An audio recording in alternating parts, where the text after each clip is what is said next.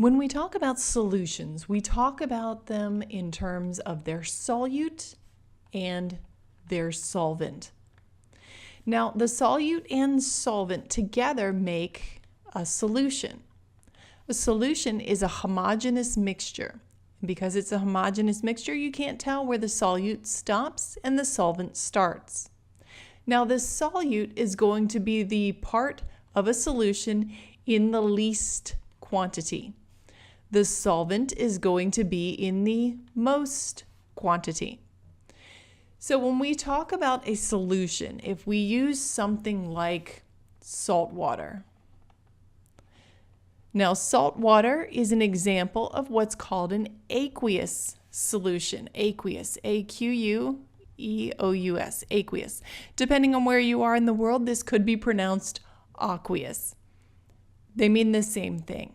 But what they mean is that the solvent is water. Now, when we have something like salt water, then the salt is the solute. It's going to be in the lowest quantity, where the water is the solvent. And we can describe these solutions by using what is called a concentration. Concentration describes how much solute is in the solution. So in Chemistry 1, the concentration that we use the most is called molarity. Molarity is abbreviated with a capital M. Capital M is molarity, and what that stands for is moles of the solute divided by the liters of solution. Now, sometimes you will be given density and gram mass of a solution, and then you'll have to calculate the liters. Sometimes you'll be given grams of solute and have to calculate the moles of solute. But either way, what we're aiming for is called molarity. So if we have a solution that is 0.150 moles of sucrose, and we have 355 milliliters of solution, what is the molarity? Well, the capital M molarity would then be found by taking the moles of our solute and dividing by the liters of our solution. Now, you should be able to convert milliliters to liters. Remember, there are 1,000 milliliters in 1 liter. So you could take this and move the decimal over 3 times, 0.355 liters. Now, you're not done yet. So you take your 0.150 and you put that in the calculator and divide it by 0.355 liters, and you should get 0.422, and then I also have a 5, and that would be capital M molar. Now, depending on where you are in your studies and what you are studying, you may round this up and you may truncate it because it's even. I would allow either answer. I'm not going to force you to be one way or another because very few of you are actually going to be chemistry majors. So follow the rounding rules of your major. So let's work if we have 45 grams of sucrose. Now, sucrose is one of those molecules I don't expect you to know the chemical formula for. So I would give you that chemical formula. C12H22O11. And I say you have a solution that is comprised of 45 grams of sucrose and a total of 6 ounces of solution. What is the molarity? Well, you're going to need to know that 1 fluid ounce is equal to 29.57 milliliters. That's one of those conversions that should probably be given to you because it is fairly obscure, but depending on your major, that it may be something you need to memorize. Now, in order to convert grams into moles, which 99% of the time in my class, if you see grams, you will need to convert it to moles, you're going to need the formula mass. So in order to calculate this formula mass, we need the atomic masses of C, H, and O. C is carbon, and it has an atomic mass of 12.01 grams per mole. I'm going to leave the units off for now. And we have 12 of them. Hydrogen is 1.01 grams per mole, and we have 22 of those. Oxygen is 16.00 grams per mole, and we have 11 of those. So when I add all of that together, I get 342.34 grams per mole. That is my formula mass. And remember these units, that is 342.34 grams of sucrose is equal to 1 mole of sucrose. So that is what we're going to be working with. First, we will convert our grams of sucrose into moles of sucrose by using that formula mass. So I will have my 45.0 grams of sucrose. I'm going to set up my dimensional analysis so that I have grams of sucrose in the denominator and moles of sucrose in the numerator. And it is 342.34 grams per mole. So 342.34 sticks with grams, 1 stays with mole, and that is mole of sucrose. I realize that kind of runs together. And when I put that in the calculator, I get 0.131, and then I have 4 and a couple other things, but I'm just showing you that there's a 4 there, moles of sucrose. Now remember, I'm looking for capital M molarity. So I need my moles of solute, which is sucrose, and I'm going to divide that by the liters of solution. So in order to find the liters of solution, I now need to convert my ounces of solution into liters. So to do that, I start with my 6.0 ounces, and I use this as my conversion factor. So my ounce goes in the denominator so that it will cancel out, and milliliters goes in the numerator. Now I'm going to take this one more step and convert from milliliters into liters. So my milliliters cancel out and I'm left with liters. So then you multiply across the top. 6 times 29.57, then divide that by 1,000. I get 0.177, and again I have a 4 for my next digit, liters.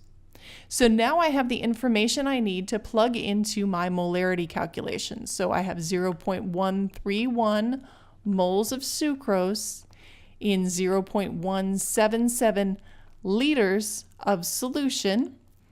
So I have 0.740 capital M molar sucrose solution. So now I have a popular soft drink, and this popular soft drink has 0.326 capital M molar sucrose. So how much sucrose is in 12 ounces?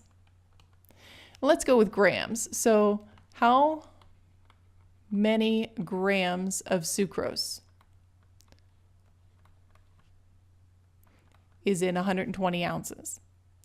Well, I'm going to start my calculation with my 120 ounces. Notice there are 3 significant digits there. Then I'm going to convert my ounces into milliliters by using the conversion that I had previously. So 29.57 milliliters. I'm going to convert that over to liters. Now I'm going to use molarity as a conversion factor. Remember, this capital M molarity stands for moles of sucrose per liter of solution. Here I've canceled out my ounces, I've canceled out my milliliters, now I have liters. So I want liters in the denominator and I want moles in the numerator. So this is moles of sucrose per liter of solution. So the number stays with moles. And now I have converted my ounces of soft drink into moles of sucrose. But I specifically said I wanted grams. So now we're going to use the formula mass. 42.34 grams of sucrose for 1 mole of sucrose, and that is going to be 39.6 grams of sucrose in 12 ounces. So remember, when you set up something like this, you're going to multiply across the top. So 12 times 29.57 times 0.326 times 342.34, and then divide that by 1,000. And that's how you should end up with 39.6 grams of sucrose. When we have a concentrated solution, we can dilute it and make it less concentrated. So if I have 10 milliliters of this solution and it has 3 moles, see my 3 hash marks, so 3 moles of solute, then my 3 over 10 liters becomes 300 capital M molar. Well, if I take that 10 milliliters and I add a whole bunch more water to it, and now I have 100 milliliters of solution, but I still only have 3 moles of solute, then now I have changed that concentration to be 30 molar. So a dilution takes a more concentrated solution and makes it more dilute. It decreases the concentration. So if we have coffee, and that coffee is 1.74 times 10 to the negative 3 capital M molar of caffeine, and let's say we have 180 milliliters of it, then we know, because we understand the definition of molarity, that if we multiply the molarity times the volume in liters, what we're left with is the moles of solute in that sample. Well, the moles of solute in that sample, if we take that sample and then dilute it to a new concentration, a new molarity M, and I dilute it to, say, 250 milliliters, then I haven't changed the moles of solute. So what I can do is find the new molarity of my diluted solution by just using algebra. So to do this, I take the molarity of my concentrated sample and multiply it times the volume of my concentrated sample. That gives me the number of moles. I'm going to set that equal to the molarity of my dilute sample times the volume of my dilute sample, because I still have the same number of moles. In this particular example, I'm multiplying 1.74 times 10 to the negative 3 times 0.180, and then I'm dividing both sides by 0.25, and I'm left with the new molarity. So this dilution equation will be useful in the laboratory as well as in the classroom. Now, in a common concentration, a common dilution that we use in the chemistry laboratory is with 14 molar hydrochloric acid. Hydrochloric acid, when you buy it from a vendor at its most concentrated state, is 14 molar, 14.0 molar. So a question you may see related to dilution is, how would you make a 1 molar hydrochloric acid solution? How would you make 500 milliliters of a 1 molar hydrochloric acid solution, 15 molar stock solution? Well, using the equation we had above, let's see if I can just scroll up enough. The molarity of my concentrated is here. The molarity of my dilute is here. Volume of dilute is here, and I do not know the volume of my concentrated yet. Now, because we are dividing volumes on both sides, you can actually leave these as milliliters. That's okay.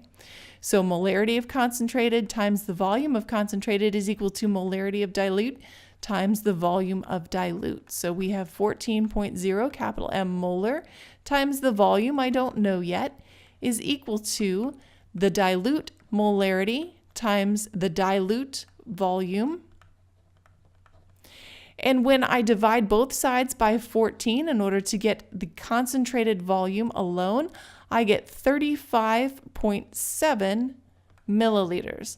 So in order to make 500 milliliters of 1 molar HCl from a 14 molar stock solution, I would need to start with 35.7 milliliters of my concentrated stock solution and then dilute it to 500 milliliters.